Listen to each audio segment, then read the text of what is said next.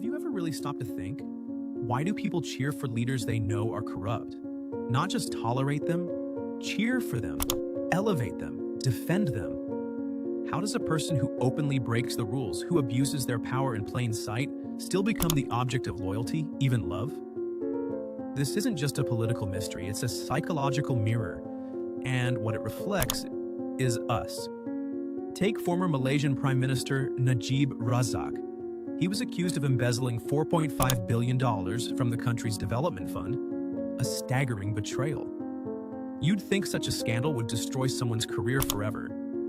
And yet, even in the face of overwhelming evidence, large groups of supporters saw him not as a criminal, but as a patriot. They claimed he was misunderstood, that he was doing what needed to be done to build the nation. To them, his corruption wasn't a flaw, it was a strategy. Or look back at Benito Mussolini. As he crushed democratic institutions, seized control, and created a fascist regime, people didn't flee in fear. They celebrated. Millions filled the streets to chant his name. His iron grip was seen not as tyranny, but as strength. He was the man of action in a time of confusion. And this isn't just something from history books. It's happening right now. Around the world, in countries large and small, the pattern repeats. The names change, the flags change, the slogans change, but the psychology doesn't. Why do we support leaders who flaunt their power? Why do we admire people who break rules we'd never allow in our personal lives? It's not ignorance, it's not apathy, it's something deeper and more uncomfortable. A joint study from Harvard and the University of Chicago looked at voter behavior in regions where politicians with criminal records routinely win elections. The results were startling. 40% of voters knew their candidate was corrupt and voted for them anyway. When asked why, many gave the same answer. Because they get things done. Because they don't care about the rules. Because they're strong enough to win. Think about that. In moments of uncertainty, fear, or economic hardship, people begin to value strength over integrity, power over justice. A leader who breaks the rules becomes, in the eyes of many, the only one capable of changing the system. And once that narrative is in place, every violation becomes justified. The greater the rebellion, the greater the myth. But here's the part most people miss. This isn't just about leaders, it's about us. About what we're really looking for when we choose to follow someone. It's about how our psychology responds to chaos, to fear, to the feeling of powerlessness. Have you ever admired someone, deeply admired them, while knowing they did things you couldn't morally accept? Maybe you told yourself, well, they had no choice, or at least they were effective. That internal tug of war isn't just about that person. It's about your own values trying to survive in the presence of power. By the time you finish this video, you'll start noticing these patterns everywhere. In politics, in celebrity culture, in business, even in your own relationships. And once you see it, you can't unsee it. What Friedrich Nietzsche revealed over a century ago still applies today, perhaps more than ever. He didn't just expose the minds of tyrants, he held up a mirror to the followers who make them possible. You're standing at the edge of a cliff. Below you is not just a drop, but something far more disorienting.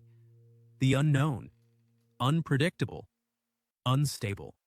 No roadmap, no promise of safety. This isn't just a metaphor.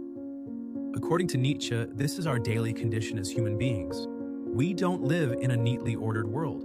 We live in chaos pretending to be ordered. And we're terrified of admitting that. Nietzsche called this condition the absence of inherent meaning.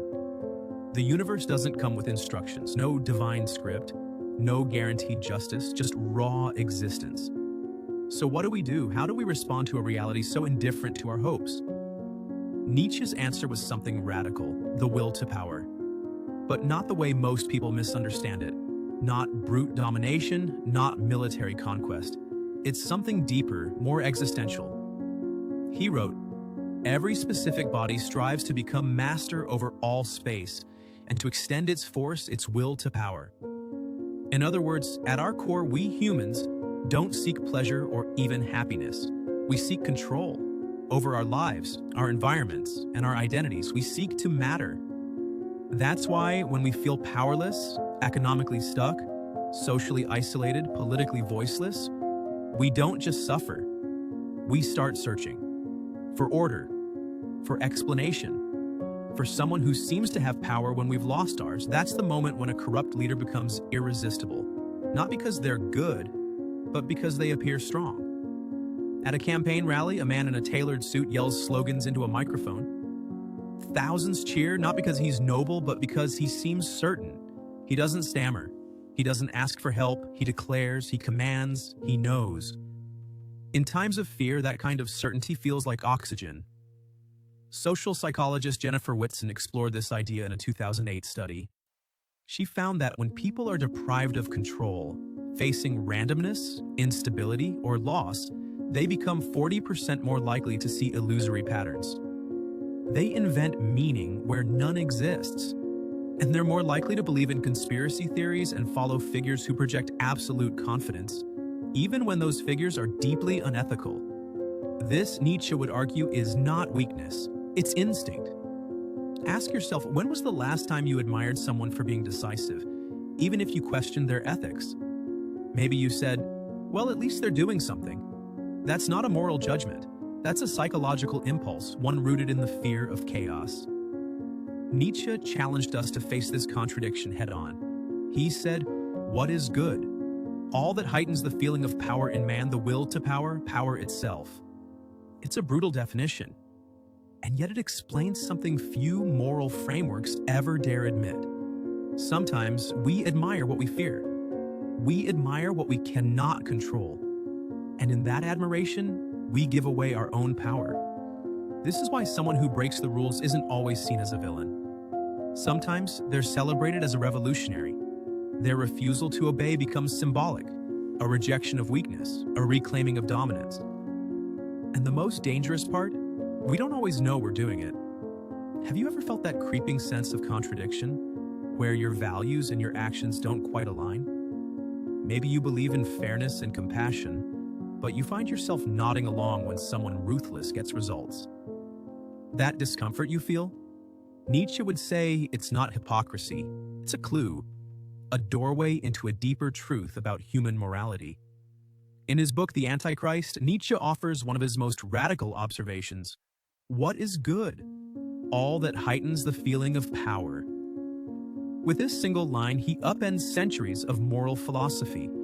He claims that morality isn't universal, it's psychological, and it's deeply tied to our relationship with power. Nietzsche identified two competing moral frameworks that shape all of human history: master morality and slave morality. Master morality originates from those in positions of strength. It values ambition, dominance, excellence, and pride. In this worldview, good means power, and bad means weakness. Slave morality, in contrast, comes from the oppressed. It values humility, kindness, equality, and self-denial. It calls the powerful evil and the meek good. Here's where things get interesting. Modern democratic societies officially champion slave morality. We praise compassion, fairness, and justice. But Nietzsche noticed something strange. Beneath this surface morality, many people secretly admire the traits of master morality. The bold, the aggressive, the unapologetic. Think of popular media. We binge-watch shows like Succession, House of Cards, or Breaking Bad, rooting for characters who lie, manipulate, and destroy, all while being undeniably charismatic. Why do we cheer for anti-heroes? Because they embody power in its rawest form. They act without shame. And in a world where we feel increasingly powerless, that kind of self-assertion feels intoxicating. This isn't just entertainment, it's a mirror. A 2019 study published in Journal of Personality and Social Psychology found that people who publicly claimed to value empathy and equality were still more likely to rate dominant, power-driven individuals as better leaders. What we say and what we gravitate toward often diverge. Nietzsche believed this divergence wasn't accidental. It was rooted in resentment, a deep, festering resentment born from powerlessness. When people cannot act out their anger or desire for power, they redirect it into moral condemnation. They frame strength as evil because they cannot attain it. But the desire for power doesn't disappear. It hides in the shadows. This helps explain why someone can march in a protest for justice by day and vote for a strongman by night. It's not a contradiction, it's a psychological adaptation. People crave leaders who seem unshakable, who can give them the illusion of control in an unstable world, even if that comes at the cost of their stated values. And the irony? Those same leaders often use moral language talking about truth, freedom, or protecting the people, while violating every principle they name. They understand that morality can be a tool, a disguise, a sedative.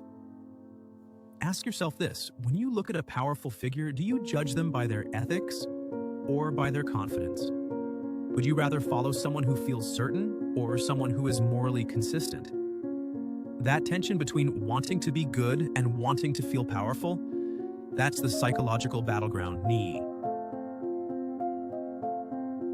What if I told you that freedom, real freedom, is terrifying? Not the kind we chant about in songs or celebrate on national holidays, but the raw, unfiltered kind that Nietzsche described. The freedom to create your own values, to carry the weight of your decisions without blaming others, to stand alone in a world that offers no guarantees. That kind of freedom, most people run from it. In Thus Spoke Zarathustra, Nietzsche introduces 3 stages of spiritual transformation. First, there is the camel, the obedient spirit that carries heavy loads imposed by others. Next comes the lion, who rebels against external control and fights for independence. But the final stage is the most mysterious and powerful: the child. This is the spirit that creates new values, not inherited, not borrowed, but born from within. Very few people reach that third stage, because becoming the child means relinquishing the comfort of borrowed beliefs. It means letting go of the rules of inherited morality, of the safety that comes from having someone else tell you what is right and wrong. And here's where it gets dangerous. Nietzsche believed that most people choose to remain camels, not because they enjoy burden, but because it feels safer than standing in moral uncertainty. In modern society, this manifests as our willingness to follow leaders who promise certainty, even if that certainty is false. Psychologist Erich Fromm echoed this insight in Escape from Freedom. He argued that many people secretly fear freedom because it demands too much responsibility. Making moral decisions for ourselves is difficult.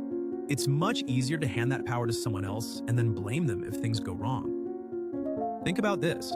Have you ever faced a tough ethical decision? One where there wasn't a clear right answer and felt overwhelmed by it? Did you wish someone would just tell you what to do? That wish, innocent as it seems, is the beginning of a dangerous trade: autonomy for comfort. Corrupt leaders exploit this fear. They present themselves not just as decision makers, but as moral authorities. I alone can fix it. Trust me, I know what's best. These phrases are seductive not because they're convincing, but because they promise relief. Relief from ambiguity, from the burden of thinking for ourselves.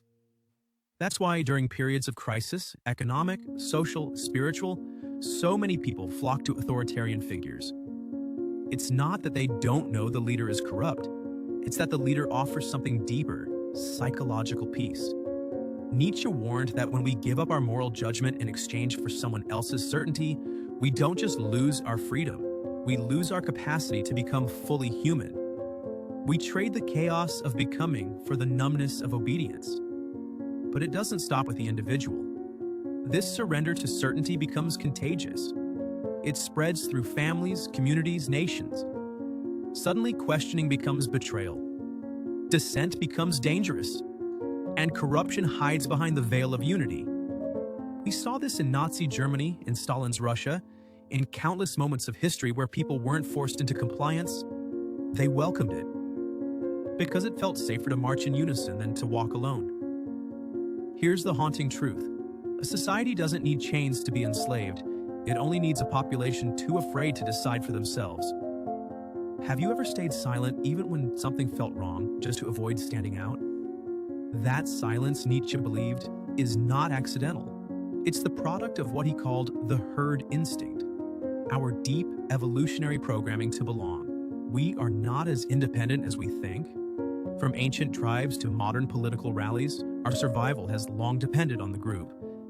And when the group follows a leader, especially one cloaked in charisma or myth, going against it feels like self-destruction. This is the psychology that corrupt leaders understand better than anyone. They don't just command obedience, they trigger our fear of exclusion. Let's go back to Nietzsche's line from The Dawn. The surest way to corrupt a youth is to teach him to hold in higher esteem those who think alike than those who think differently. That's not just a critique of education, it's a warning about conformity. We're taught to align, to synchronize, to agree. But morality, real morality, often demands that we stand apart. And that's the problem. Most of us can't. We crave safety more than truth. We want to be right, but not alone. In group settings, this instinct becomes a powerful force. Social psychologist Jonathan Haidt observed that when our sacred values are threatened, we don't think like scientists. We think like preachers defending our faith. We justify, rationalize, and protect our leaders, not because we believe in them, but because to reject them would mean losing part of ourselves. This is why whistleblowers are punished more often than praised. Even when they expose undeniable corruption, society turns against them. Why? Because they threaten the group narrative. They make us confront things we'd rather ignore. Take the Enron scandal. When Sharon Watkins warned the CEO about fraudulent accounting, she was shunned and dismissed, even though time proved her right. She didn't just reveal corruption, she disrupted belonging. That's what made her dangerous. Corrupt leaders weaponize this. They frame all criticism as betrayal, not of them, but of the group.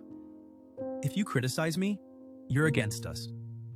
This framing turns accountability into treason. It binds followers even tighter because nobody wants to be cast out. And it works. We've seen this tactic across regimes, from cult leaders to presidents.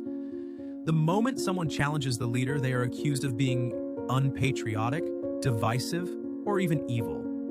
Suddenly, the issue isn't corruption, it's loyalty. Where in your life have you seen this? Maybe at work, where calling out unethical behavior made you a target. Maybe in your community, where raising concerns meant being labeled negative. Maybe in a friend group, where going against the grain made you feel like an outsider. These moments, Nietzsche would say, reveal a painful truth. The crowd often prefers unity over integrity. And leaders who understand this can do anything, as long as they make you believe that questioning them means betraying your tribe. Nietzsche didn't just expose our psychological vulnerabilities, he offered a way to rise above them. Become who you are, he wrote, not who your leaders tell you to be, not who your group expects you to be, but who you are when you face the truth within yourself. To do that, we must first understand the forces working inside us. Our will to power, our resentment, our fear of freedom, our herd instinct, our craving for idols, and our longing for comfort as the last man. These aren't abstract philosophical ideas. They're the very levers that corrupt leaders pull. And the more we ignore them, the more power we give away. Nietzsche challenges us not to suppress these instincts, but to integrate them, to become self-aware so that we can choose, not react, so that we can create, not obey, so that we can rise, not follow blindly.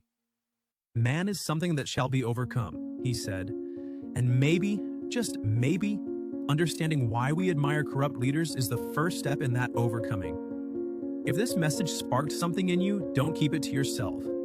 Share this video with someone who's wrestling with the same questions. Start a conversation that challenges comfort, one that questions everything, including the leaders we follow. And before you go, tell me in the comments, which of these psychological forces do you recognize most in yourself or in your society? Let's talk about it. Because change begins not in institutions, but in self-awareness. And remember, the most dangerous power any leader can have is the power to go unquestioned.